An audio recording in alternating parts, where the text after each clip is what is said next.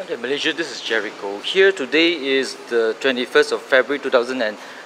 It's a Tuesday, it's 7:22 p.m. I'm at the British Embassy Kuala Lumpur School, going to see the Enigma. Supposed to be 6:30 until 7:30, but now it's 7:25-ish.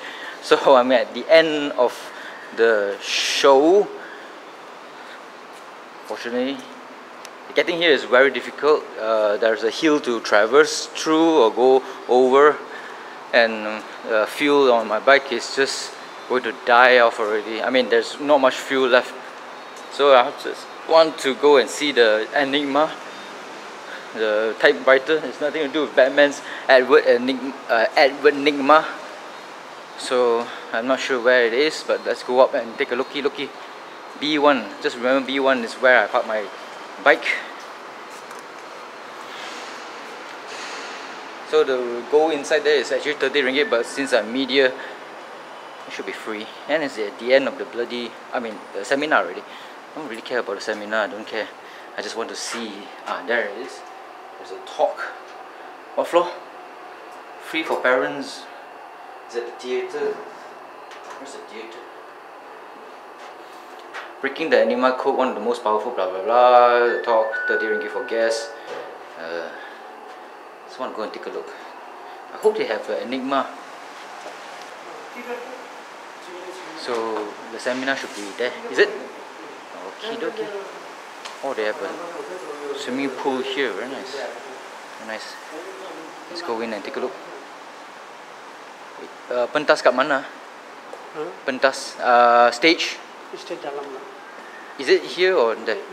Here. Oh, people will see me going inside. Can go from the back. Go the back. Asking the security. How? How to go to the back? Up there. Oh, okay. I don't want to like see everybody. Let everybody see me coming inside. Understand what? Oh, nice place. The library there. That's the front reception. Toilets too. And did I say this is the British Embassy Kuala Lumpur School? Had to go upstairs. Thank you. Where? Yeah. Where are you from? Nepal? Yeah. You are from sir? From YouTube. YouTube. Media. What's your name, sir? Besrats. Huh? Besrats. Which part of Nepal? I'm eastern part of Nepal. Oh, eastern part. Where specifically?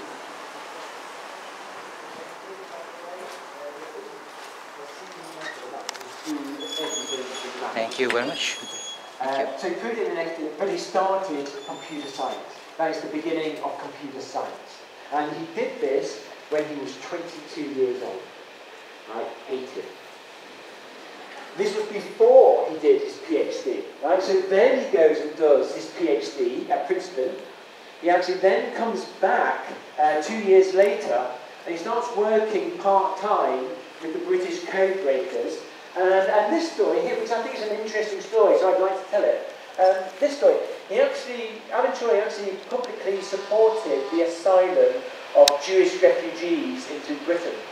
So refugees from Austria, he publicly supported their education in Britain. And I think that's an interesting story because it shows that Alan Choi wasn't just involved in the war sort of intellectually, he was involved in this politically as well. So this is something that he did. And now, meanwhile, the very next day after war is declared, and the very next day, Alan Choi reports for duty at Bletchley Park. Right, and he's put in charge of breaking Navy ENIGMA codes. You see, the problem was the Polish had ways to break the code, rates. Their methods worked for Army ENIGMA, and it worked for Air Force ENIGMA. It didn't work for Navy. The Navy were doing something slightly different. I can quickly explain. If you remember, they had to put a secret setting at the beginning of the message. I'll show you how they did that. That's how the Army was doing it. The Navy had a separate method, same idea, but they had a code book for that. Same idea, they had a separate code book. The Polish weren't able to work that out. So that was an open problem. That was something that still needed to be done. The other problem was remember that secret setting, it had to repeat. You already said ABC, ABC. If the Germans stopped doing that, then the Polish method stopped working. So they had to have a method ready that could replace the Polish method if it stops working. So that's what Alan Turing had to do. So they needed, like the Polish, they needed to get hold of some of these Navy code books, right, these instruction books. So again, they needed to get these instruction books, and to do that, they needed a plan. And the man who came up with the plan is this guy. This is Ian Fleming. Ian Fleming, author of the James Bond books, Ian Fleming. Right? Ian Fleming was actually pretty high up in British Navy military intelligence in World War II. And it was his job to find a way of stealing ENIGMA code books from Bletchley Park. And he came up with a plan. Okay, so I'm going to tell you the plan.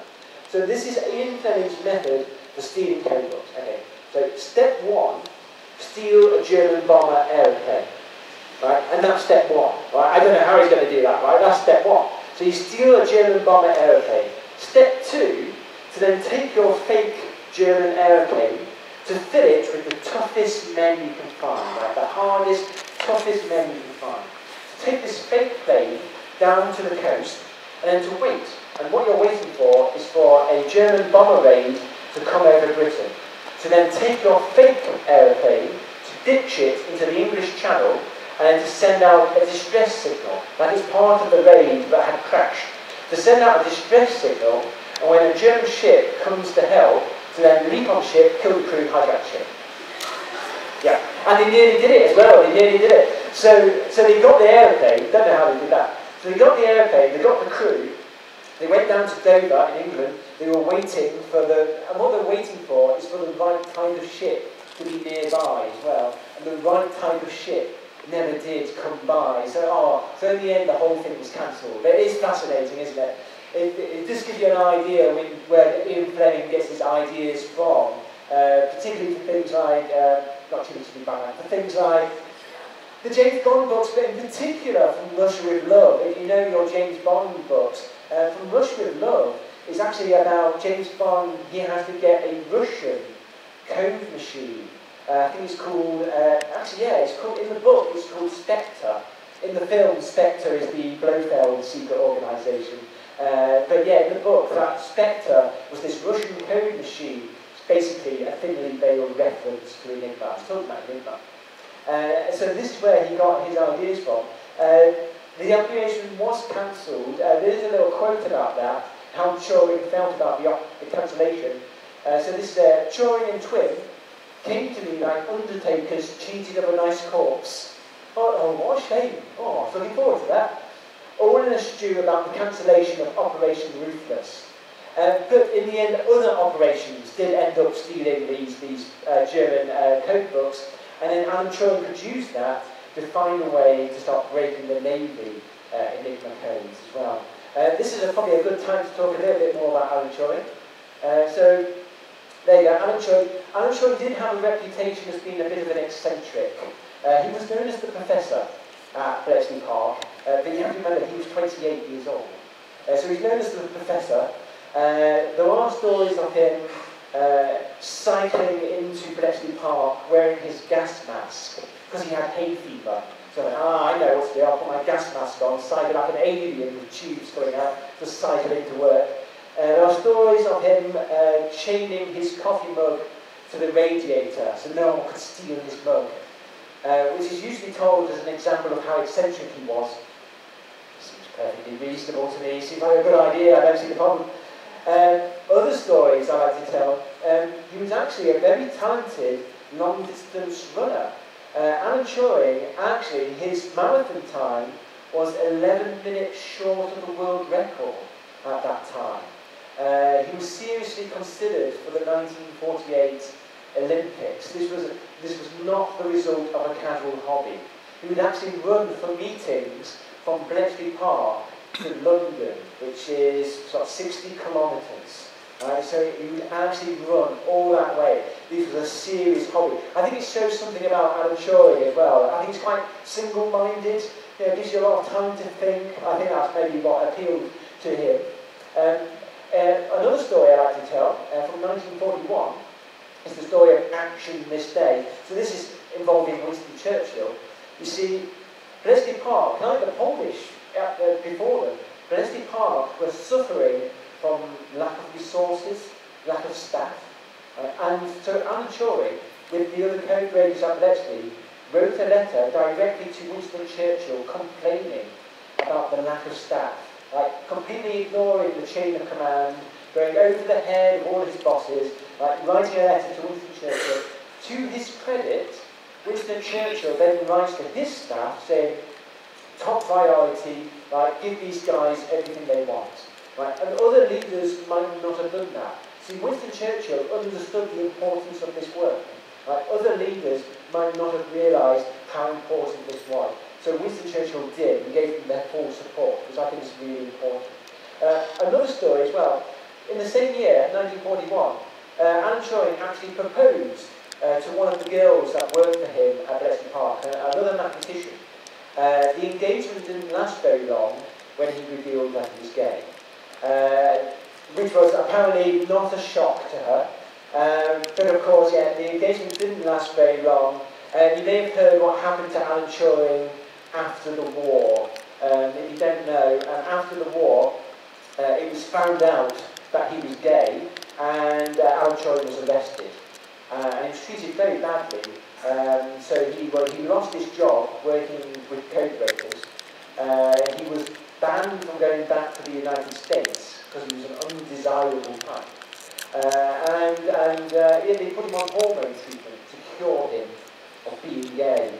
And in the end, he committed suicide.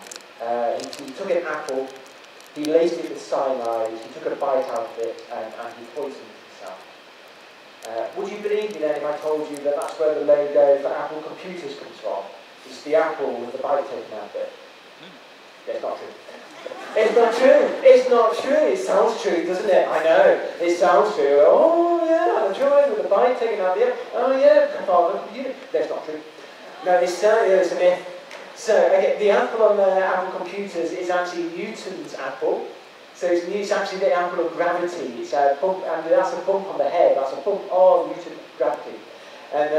So in the future, okay, if someone tells you that in the future, did you know about Alan Turing and the Apple computer? Like, you can tell them from me, right? It's not true, okay? Right, if they ask, how do you know? Like, you tell a mathematician, okay?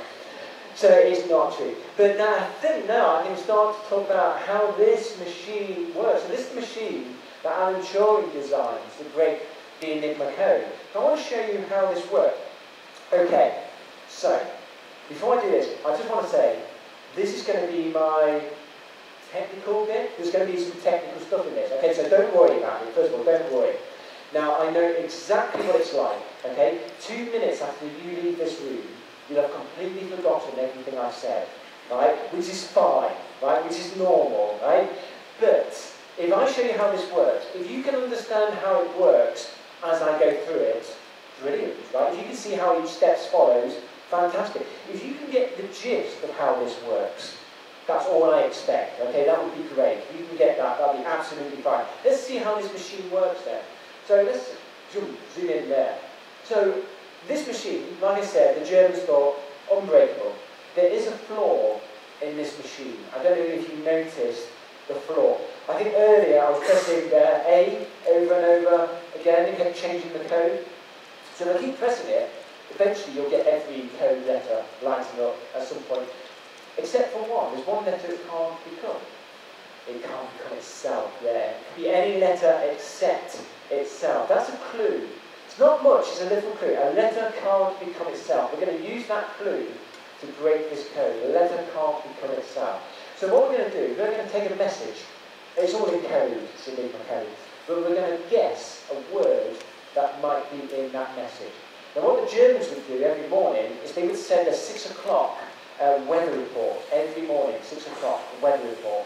So you know what that weather report says. It's actually a standard letter. It's a standard form. So you know what that says. Not the actual weather, right? But you know what that says really. So we're going to use that to break the code. So we're going to guess a word that might be in that message. Let's take the word weather report. Okay, letter there. So I'm going to take that phrase, better British. How about you? How about you? German speakers, okay? Yeah?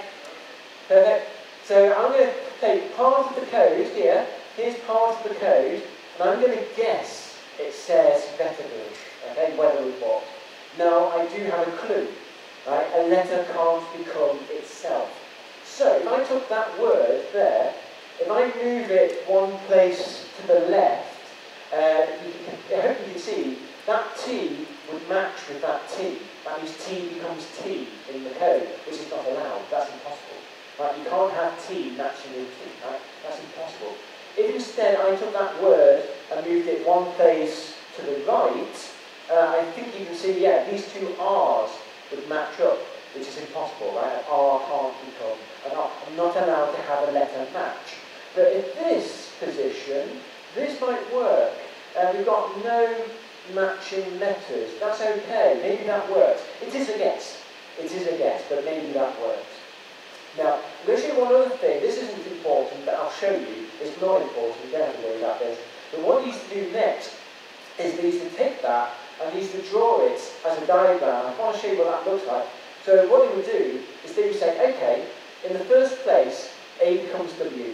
In the second place, T becomes E. In the third place, Q becomes T. He would actually draw that out and it would look like this. They make this picture. Those two things are the same. That's actually the same thing. This says A becomes W in the first place, T becomes E in the second place, T becomes Q in the third place. It's just the same thing. The reason they drew it out as a picture is because clues with loops were better clues. So you want a loop in there. That's a better clue. But you don't have to worry too much about that. So now, the next thing they did, they're going to try and work out the plugboard settings. Do you remember at the front of the machine, these wires at the front of the plugboard? We're going to try and work it out. Now, in the war, I said they had 6 of these wires. Actually increased that to 10 in the war. There are 10 of these wires at the front of the machine. Now, I'm going to use part of that Vetterberg clue. In the second place, I don't know, you probably don't remember, in the second place, T became E. We're going to use that as a clue. Okay, T becomes E. So I'm going to draw out an ENIGMA machine. You've seen the simulator, you've seen the real thing. I'm just going to draw out a really simple ENIGMA machine. I'm going to consider the machine like a magic box. Just think it's a magic box, okay? If I press T, E comes out the other side. So this is a magic box. T goes in, E comes out. Right. But I'm going to make a guess now about the plugboard. Right, here. I've actually separated this out just to show you. That's the plugboard, because you go through the plugboard.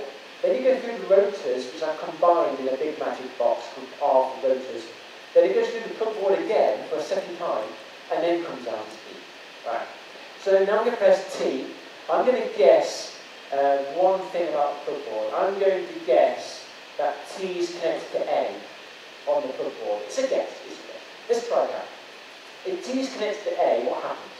Okay, T goes into the machine, and A comes out through the plugboard, and then A goes into the rotors. Now the rotors are not the mystery. We know how they're wired up. So there's nothing mysterious about the rotors. So you pick a position, send the letter A through, see what comes out. So let's do that. Let's say A goes through the rotors and it comes out as P. Okay, it comes out as P. There's no reason for that. Okay, it comes out as P. And then that means I can deduce something about the plugboard. If it comes out as P, that means P then goes through the plugboard and comes out as E. So if this is true, if this works, I know P is connected to E on the plugboard. I've learned one thing about the plugboard. P is connected to E. Right? That is one thing I've learned. Right? Well, we're just going to do it over and over again. Right? So we can use that over and over again. That's the same thing, it's the same idea. Just do it again and again and again. First one is what I've just shown you. P is connected to E. Second time, do it again. I've learned a different thing. K is connected to Q. Third time I do it, I've discovered X is connected to B. Do it again. I discovered T is connected to G. Okay. That last one was a problem. There was a problem with this last one. I discovered T is connected to G. But I thought T was connected to A. It can't be both. There's a problem. Something's gone wrong. What's gone wrong? That bit. That was a guess. That was only a guess. I've shown that the guess was wrong. So I have to throw away that guess and try again. So yeah, it can't both be true. So what you do is say, okay, T is not connected to A. Is it connected to B? Is T connected to C? Is it connected to D, E, F? There are 26 things to check. Right? If none of them work, if none of those work, then it's your rotor position that was wrong, and you go click, you try the next rotor position. I know. So, you're trying to work out the plugboard. If all your assumptions are wrong, then it must be the rotor position that's wrong, and you try the next rotor position. Now, there's a couple of ways to speed this up. Okay, a couple of ways to speed this up. First of all, if you find a problem, if you find a contradiction, if you find one problem, that means all other consequences are equally false. So when I did that earlier, I just used a few things. I had T connected to G, that's wrong. But I had X connected to B, and Q connected to K, and things like that. Those are all equally false, and they can all be rejected together. They can all be thrown away at the same time. So you're not just throwing one thing away, you're throwing away a whole bunch of things at the same time. The other thing that makes this quicker is I can actually do that instantaneously with electrical circuits, which is what the bomb machine is doing. The bomb machine was like simultaneous ENIGMA machines. You put in your guesses into the bomb machine, it runs through the logic and it says, this is impossible. It checks the next position. This is impossible. Checks the next position. It's actually a process of elimination. That's the thing to take away, right? This is the important idea to take away. That big bomb machine was a process of elimination, right? Anything you can't reject must be the correct answer. And it was quicker to do it. It's a little bit backwards, but it was quicker to do it that way, by eliminating the wrong answer. So that and that is how the bomb machine works. I do not expect you to take all that home. Okay, that's absolutely fine. But if you get the general idea, that would be great. Now, a couple of things. It's a good job they did design this bomb machine, because the Polish methods did stop working. Around about May 1940, the Polish methods did stop working because the Germans changed their procedures. That secret setting I talked about, they changed that idea. So from that point on, we were using the British methods to break these ENIGMA messages throughout the rest of the war. Now, I couldn't say, I just want to say a couple of things before I finish. There's a couple of things that I haven't mentioned. And you might be sitting there, if you know ENIGMA stories and you've heard it before, you might be sitting there thinking, he's not mentioned this thing that I know about. He's like, why hasn't he mentioned this thing? So I'm going to tell you that. So there's a couple of things you may have heard of. A couple of things. So first of all, you may have heard that they had 4 rotors in the ENIGMA machine. That was actually only for the submarines. The German submarines had 4 rotors. Actually, they did that in 1942, not straight away. So they had to increase security and they added an extra 4th rotor. I didn't talk about that because Alan Troy wasn't really involved in doing that. But we did break that code as well. Other things that I didn't talk about. Oh, you may have heard of Colossus. That's the machine that they had at Bletchley Park. And you may have heard of Colossus. It's arguably the world's first computer. And it was built at Bletchley Park in secret to break German code. But it wasn't breaking ENIGMA. It was actually breaking a different code machine called Lorenz. Lorenz was a machine that was being used by Hitler and the top level of the Nazi party. All the top generals. This was an even harder code than ENIGMA. Just for the top generals. We broke that code as well. We broke that code and we were actually reading messages from Adolf Hitler himself. Actually signed Adolf Hitler. Again, Troy wasn't really involved with that. Other things, okay, let's talk about what happened to the other people. So the Polish mathematicians, eventually they did escape. They actually went to France first, then they escaped to Britain. Strangely, they weren't allowed to work with the British code breakers, which is very strange. And the British did ask, they didn't want them, but they just weren't allowed. I think it's a problem with governments not working with each other. It's a very strange thing to happen. A couple of other things. Oh, what happened to ENIGMA after the war? Okay, so after the war, these ENIGMA machines started to be collected up. They started to be collected up by the British, by the Americans, and they started to sell them to foreign embassies. They would sell them an ENIGMA machine saying, hey, do you want an ENIGMA machine? They're really good. Ask the Germans. the Germans will swear by it. Right? We were selling a machine we could break, right? This is what espionage is really like. The British and the Americans would never do anything like that today. A couple of other things. Oh yeah, so Alan Turing. Actually, Alan Turing then in 1943 started to move away from Bletchley Park and do other things. He actually was quite interested in building a speech encryption machine, which is actually what Secret Service use now. Have you ever seen the Secret Service use these radios? It's what the army uses as well. Use these radios, it encrypts their speech, and then at the other end it will decrypt and you can hear. So Alan Turing was working on that. He's 70 years ahead of his time. So he was trying to build one of those machines. Alan Turing, after the war, he went to Manchester University and he continued his work in computing, in artificial intelligence and in mathematical biology. In particular, he was interested in why does a sunflower have a Fibonacci number of spirals? That's something he wanted to work out why that was true. He was recognised for his work. After the war, he did get an award in OBE, did get an award for his work in the war, but the reason he got that award was top secret. So he wasn't allowed to say why he got that award. He used to keep his OBE in his toolbox, because it was top secret why he got that.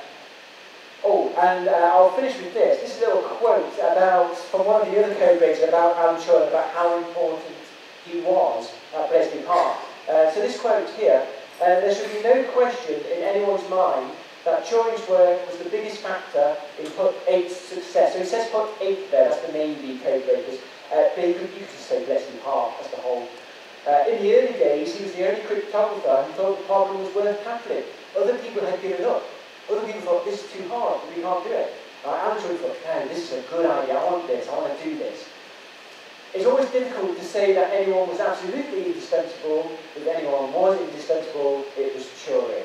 And then I really will finish with this quote from Winston Churchill, who said, the British code breakers were the geese that laid the golden eggs, but never cackled.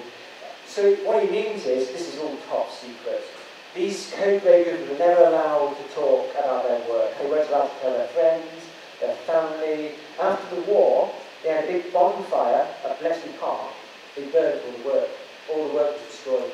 The machines were pulled apart, destroyed, because the machines were secret as well. I believe a couple of them were secretly taken away somewhere, but most of the other machines were destroyed because it was all top secret. But by breaking this code, historians reckon these guys shortened the war.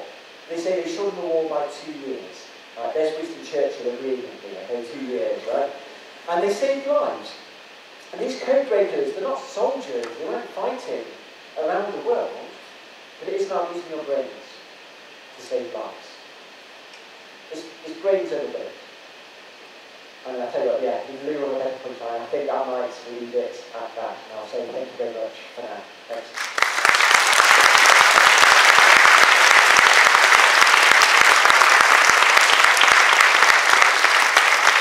Thank you. Now, I'll tell you what, I think we can take, I don't want to keep you, okay? There is a thin line between a presentation and a hostage situation. So I won't keep you for too long. But if you have any questions, and there we go, we're armed with a mic if it's needed, I would love to take some questions. We'll do a few questions, and then you might get a chance to look at the machine as well, and then I'll kick you out. Go ahead. Great presentation. Thank you. When you were showing us the cipher sheets that changed daily, and the fact that they change the combinations and so, how do they account for different time zones? Sending messages from Europe to Africa?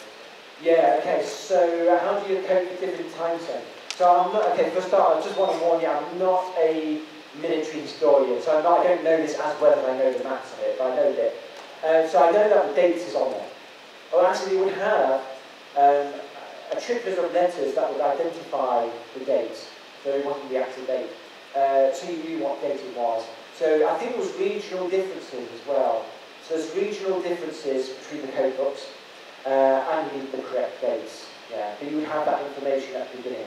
of the message because you wouldn't know. Yeah, exactly.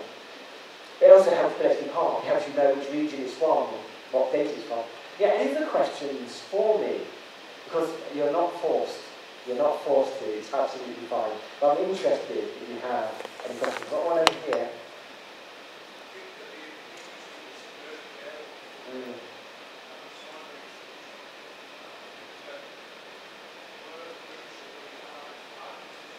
Good question. Yeah, just repeat the question. So, given that the machines, there were commercial ENIGMA machines, where are we buying the commercial ENIGMA machine before the war? To find out how it worked.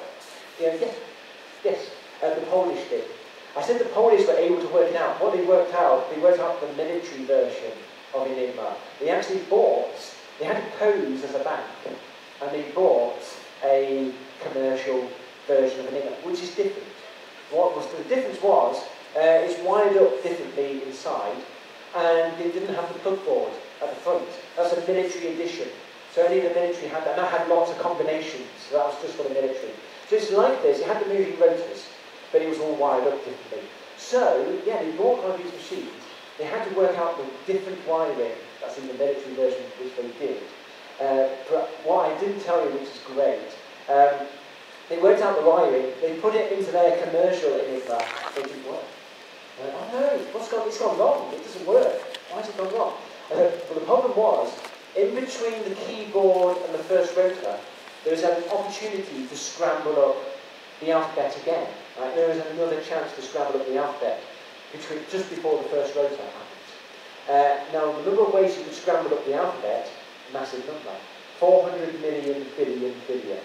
There are 400 million billion ways they could have set that up. So the Polish were thinking, how do they set this up? Because the commercial version, they knew how that was set up. It was set in the order of the keyboard. A went to Q, B went to W, C went to E. It's actually the top line of the keyboard, the next line. So the military version was different. Oh no. And then they thought, have they been so stupid as to connect A to A, B to B, C to C? And they have. Yeah, they have. There is no scrambling in between the keyboard and the first rotor.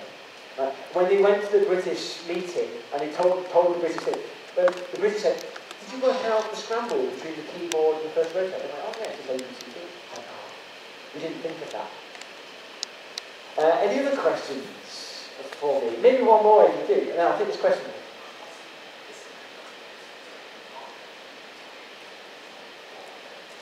Yeah, so this story I just told about A connects to A, B to B, was that a flaw or intentional? I don't know, it's not intentional. I know it's not like a good thing to do. I think it's just laziness, maybe, because it's already secure. I mean, you've got the plugboard. They've added a plugboard up front, thinking, well, we've really made this secure. It's already very secure. So I'm guessing they just decided to make their life a bit easier. Just take out one of the scrambles. Yeah, I guess that's what it was. And maybe one more question, if there is one more question, if there is. I don't know if there is, I can't see. Oh, there is one over here. Let's take this question. Could the Germans have done better? Oh, that's a nice question. The ENIGMA machine is great. Don't get me wrong. The ENIGMA machine was a great machine. One of the hardest code machines at the time. Full credit to the Germans for the machine, full credit to the Polish, full credit to the British for letting on, the Americans, they came in late, like normal. But could they have done better? Yeah. Well, so there's this flaw in the machine. Actually, the flaw is on purpose. I talked about a letter can't be itself. That is on purpose. That is a feature, because it's not a bug, it's a feature. Because if you remember when I was code and decoding, when I did high, and what was it? It was CK. So H was C, and when I go C, it becomes H. It's a pair. It makes 13 pairs out of 26 letters. So it makes 13 pairs, which means a letter is not paired with itself. If you pair up the letters, it codes and decodes. So A becomes T and T becomes A, for example. So that's completely on purpose. That means a letter is not paired with itself. So that is on purpose, but it was a flaw as well. So yeah, you can do better. You could add extra rotors, but it just makes it more difficult to use. The Americans did that. The Americans thought, that's a good idea, I want to steal that idea. They added more rotors, it was all full of strange movements, and they hated it. It's so complicated, they hated using it. So, and that's why they started using Navajo code talkers. I don't know if you heard that story. Communication officers for the Americans were Navajo Indians because they talked to each other in Navajo, which was like a code, because no one spoke Navajo outside the Navajo tribe. There was literally 5 people who speak Navajo, and they all lived in America, and we all know exactly who they were. So they could use this as a code, and they were very highly respected. But that's because they hated using their code machine, because they saw ENIGMA and they overcomplicated it. They made it harder. So yes, you can. They should have. Obviously, we know now. But that's not their fault. They did not know that in secret we were building a brand new technology, like the world's first computer. So they don't know. So you can't blame them at all.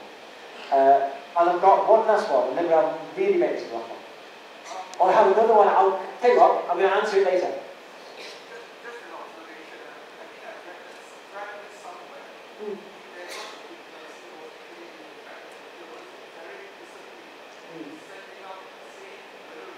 Yeah. So it's the repetition, yeah, so the flaw is that the Germans are being disciplined in sending the same messages, everything, and that's the clue, exactly. So there's human error to this. There's some laziness in it, because sometimes they won't quite use it correctly, that helped. And by sending the same sort of messages every day, that helped. There was, I believe, this one guy who used to send every day, because he was in a remote place, he used to send nothing to report every day. And so the British said, don't attack that guy, leave that guy alone, because every day he says nothing to report, which is exactly what we need to break the code for that day. Fantastic. I tell you what, I think that might be a good place to start. I do have a question over there as well, so I'll get to it. But what I'm going to say is, thank you again. If you want to come up to the front, have a look at the machine, take a photo of the machine perhaps, you're absolutely allowed. I will kick you out in 10 minutes or so. But I'll say thank you again, and that's all. Thanks.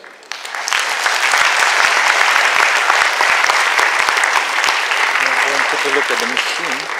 I certainly can't add anything to that talk, but I'd also like to thank Mr. Kimber, who actually organised this, and Dr. Graham has been fantastic for our students and our community. Thank you. Thank you very much.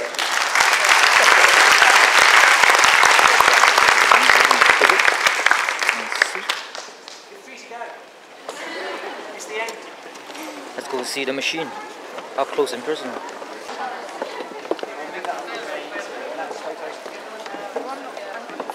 Yeah. Lovely. Holy shit. Looks real. No? No problem. It is real, actually. It's a beautiful thing. I mean, just the design of it, the style of it. Lovely, 30s technology. Have you watched the Imitation Game? I have watched it. What are your thoughts on it? I'm afraid it's not accurate. Huh? It's not that good. It's very disappointing. Sorry about that. Oh, okay. Why is it disappointing?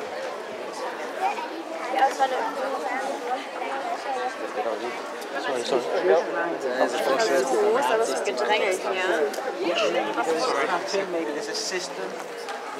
Because if there's a system, that's actually. But so you want it random? That's what it is. It's random inside. Yeah. Great question. Thank you. Great presentation. Thank you. Were there any other attempts to improve the ENIGMA machine that you Yeah, so I talked about this 4th rotor for the submarines, and I think near the end of the war we were trying a few other things, like a programmable. Well, do you remember the rotors go through the machine? Do you remember that yellow line I talked about, and then it loops back? So that's that thing that loops. It's called a reflector. So they were thinking of making that programmable, because that was actually fixed, so you could change it around. So they were thinking of doing that, but that never happened in the end, because that was right at the end of the war. So they did, yeah, they tried to improve it. Absolutely, yeah, add extra rotors. That's another thing. The Navy actually had 8 rotors. Remember the Army had 5, the Navy had 8. So they made it even harder. And that does make it harder, more settings. And then I talked about Hitler's code machine. That was much harder. That was, see, this is kind of old-fashioned, even in the war. This was getting old. But this new machine, Lorenz, that was cutting edge. So there was improvement. Why not? Thanks for letting me call in Dr. Grime. My name is Petaling. I'm a lawyer here, but I've got a massive interest in World War II history. I've got a book at home by David Kahn called Code Breakers. Yes. You know the book? Yes, I do know that book. It's a good book. I read that probably in the 90s or thereabouts. Yeah, it's a young lawyer. It's damn thick, but it's very, very interesting. It's a good book though. Yeah. I mean, I was put off by how big it is. Yes. But it's actually written quite well. Yeah. Good. Something common there. I'm glad you came. Yeah, and I think I read about the fact that the Germans were very disciplined, very German. There are these 6 o'clock weather reports every morning. Exactly. That was you mentioned David Kahn's book as well. Did they use punctuation or spaces at all? No, it's not used punctuation. So without punctuation, well, they had abbreviations. X was full stop. Right. Y was comma. J was comma. Otherwise you could see the pattern. It's just. Actually, I think it's just to keep this as lightweight as possible. So no numbers, no punctuation. There were versions that had numbers and punctuation, but this version does not have it. How many exist now? How many are left? From what I know, privately owned, maybe 200. That's a large number. Yeah, well, compared with what they had at the time, they had 40,000 at the time. Because every ship, every base. So what does it really be worth now? No, that's one thing I can't talk about. You're welcome to look it up, but I'm not going to. It's priceless, right? Say that again. Priceless. Priceless is the right word. Yeah, priceless, because it's valuable. If we break this today, watching these people, if we break it, it's one less in the world. It can never be replaced. Okay, I have a question. See, they are sending a code to set the machine. Okay, even that needs to be decoded to set the machine. Okay, the machine needs to be set at the initial position to decode that. Okay, what is the need for a code book now? Because so the code book tells you the wire position, the rotor order, okay. And it gives you the initial starting position so that you can use it to send a secret starting position. So that's particular initial starting position for that particular mission. Yeah. That cannot be changed. Yeah. Okay, for the life of the mission, that cannot be changed. For each day, yeah. For each day? For each day. So you've got the setting for each day. Okay. Wires, rotor order, initial rotor position for that day. Okay, and then they will send the code. Then you send the secret setting. Okay, yeah. Yes, does that make more sense? Yeah, 2-3 securities. Yeah, exactly. Yeah, I guess today you would call it two-step authentication. I think that's what they have now, where you have like your mobile phone as well as your password. It's kind of like that. I just thought of that. I kind of like that. There are steps. I know you can't take it all in. Not for the first time. This is the first time you've seen it. I know you can't take it. You can't understand it all at once. So don't feel like you have to. I know this well. I'm all over it. I understand it. The first time you see it, you need a couple of goes. So don't worry about that. Why is the imitation game rubbish? I'm afraid it's not accurate. Oh, it's not accurate. Yeah, and there's a lot of things that aren't accurate, and this turns into a rant. Okay. I'll try and do a couple. In the imitation game they've made, Alan Turing Asperger's? What does that mean? Asperger's, Asperger's, okay. He wasn't. Okay. He wasn't. They've made him kind of antisocial, unsocial. He wasn't. He was popular, he was liked, he was shy. So on. Lots of people are shy and function quite well. He wasn't those things. There were other worse things that they did. Technical information is wrong. Big things are wrong. Like the whole second half is about a spy. And it's a spy blackmails Alan Turing. None of that happened. Serious things are wrong in the film. Thank you. I have a question, right? How long will it take for So like for the German, Let's go for in-depth so it's quite slow. visual confirmation of the ENIGMA machine. So it's quite slow. I don't have a time, but from experience, I wouldn't be surprised if a message takes 20 minutes, maybe, and maybe if it's worse than that, an hour. Depends on how slow the connection is. So it's not super fast. Do you remember I talked about Hitler's machine? They had a harder one. That was actually a bit high tech for them, and that was better. It used to transmit the message for you, so you type. 12 cog one. Sends the other person receives it, prints out. But then again, So that was already called Das Forum.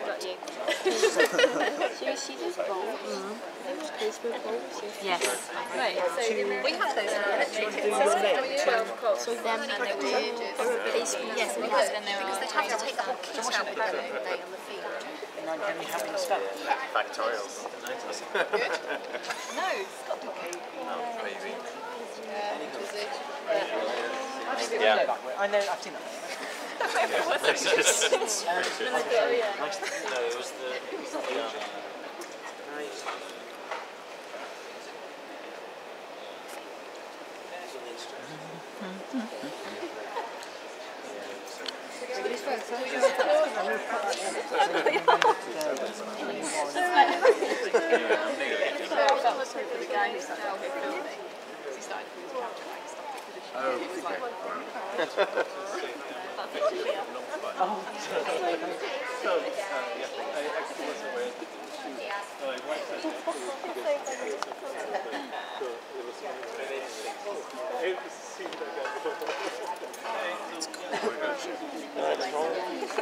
Oh no, just like that's a spare.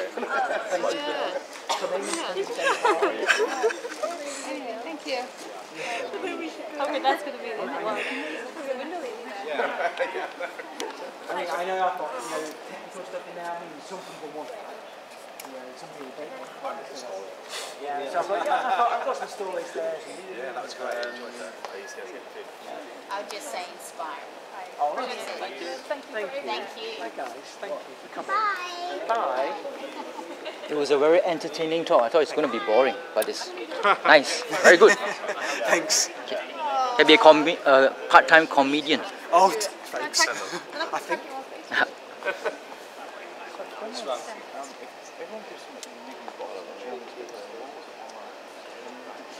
Are you poised to use it? Yes, that's a good question. So what the British did is, well, I tell you what, before the war we had a code, and the Germans were breaking. That's better. And we know the Germans were breaking out. So we then thought we need a better code. We saw Enigma. We said Enigma's good. Let's steal that idea. So we ripped off the idea. We had a version just like Enigma. It was called Type X. Except we made it better. What we did is, do you remember the rotors move like clockwork? They're like a fast one. Yeah, like gears. Yeah. What the British machine did is, when you're typing, the rotor goes round, and while it goes round, the next rotor is kicked more often. It kicks 5 times, 7 times. So the rotors are turning more frequently, which makes it harder to break. In principle, you could have broken the British machine the same way as Enigma, but because the rotors turn more often, it's changing more. Any in existence? Couple, a few, yeah. Less famous. It's less famous because it wasn't broken. I mean, apparently, I don't know how true it is, but apparently the Germans tried to break Type X. They concluded it was more secure than Enigma, and they already thought Enigma was unbreakable, so they stopped trying. That's what I heard. Well, thank you so much. I actually went back to my first year of computer science to see it in the flesh. Good, great. And it was my lecturer, my first professor, who told us that Lovelace, Babbage, and Turing weren't mathematicians. Actually, computer scientists were Okay, no, okay, I can, yes, yeah, that's fair. That is fair. No, I can see that. Yeah, because I was going to say, well, he's definitely a mathematician, he's studying maths. Although, his idea for computing was to solve this rather high-level maths problem. It was an unexpected concept, which I think is interesting. While you stand here in front of the auditorium, the lights are very blinding. Can't actually see what's happening at the back of the row. Only the areas that are lighted up, like here, you can see, but the ones at the back there, it's very difficult because it's all dark at the back.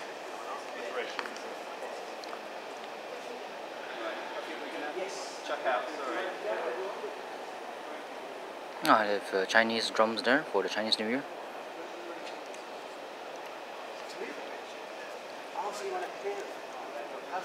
Are you going to demand more? I did have a question. Yeah. In that, is this a different layout of the keyboard? So German layout? German layout. German layout, yeah, it is. German keyboard. How heavy is it? It is 13 kilograms. Oh wow. Which is the equivalent of 13 1 kilogram weights. Yeah. So, did you have trouble getting through airport security? No, I tell them it's a typewriter. Oh, I don't want to get involved with what it is. So I just say, I've got something unusual. I've got a typewriter. Yeah. Do you have to book a seat? And they don't... I put it in hand luggage. Really? Yeah. I'd be paranoid about it. Well, there's no, so yeah. But it's no locks, so fine. Yeah. They're quite secure locks. They have to be. Yeah. So, you know how there's 3, like, spindle things? Yeah. How come there's 6... Rotaries. Rotaries? Yeah. How come there's 6 positions? Rotors, not rotors. Rotors. 6 position. Oh, 6 orders. Yeah, There's how 6. does that... Am I missing something major here? Or? No, well, it's just like, if I call them 1, 2, 3, let's call them ABC, that might keep it easier. ABC, ACB, B, AC, B, C, A, Yeah. C, A. So those are the 6 orders. But, okay, wait, is it not 9 because they can't be their own, in a position because the other rotors are in that position at the current time? Do you know what I mean? No. Why? It's definitely not. Your boyfriend's a mathematician, he'll explain. Did it with blocks. Yeah. We do little tutoring lessons, that's true. Take a photo with you. Oh, right. Like with you and me, a selfie with them? No, you Do you want me to take? show me found a good angle. Oh, right. Do you have to pull a spy face? Oh, right. Like my normal face, you mean? No, Like that to bend down? excuse me. Are you going to do anything weird to me? Just like a standard house. Oh. Thank you. Okay, time to go. Oh, today? Yeah, they were great as well. Thank you. Oh, one last question. Yeah, next school. We're first. Garden. Garden. Oh, yeah. Oh, sir, do you have a favorite tank in World War II? Do I have a? Favorite tank in World War II? No, that's not the bit that interests me. Oh, okay, okay. Yeah. Thank you very much. I No problem. love your seminar. Thank you very much. See you, bye-bye.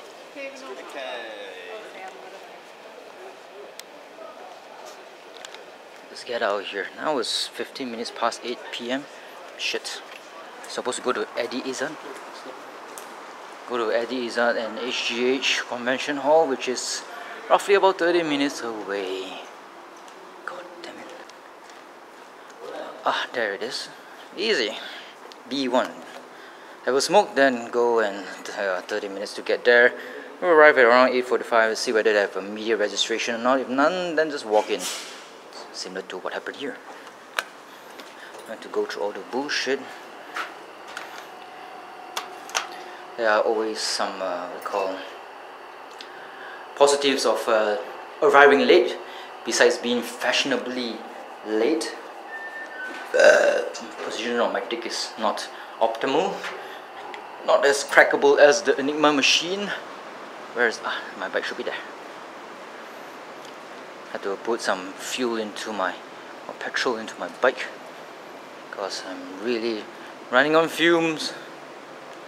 It's okay to be late for the Eddie Izzat, a comedian, Did not buy any tickets, just use the media excuse, which is true actually.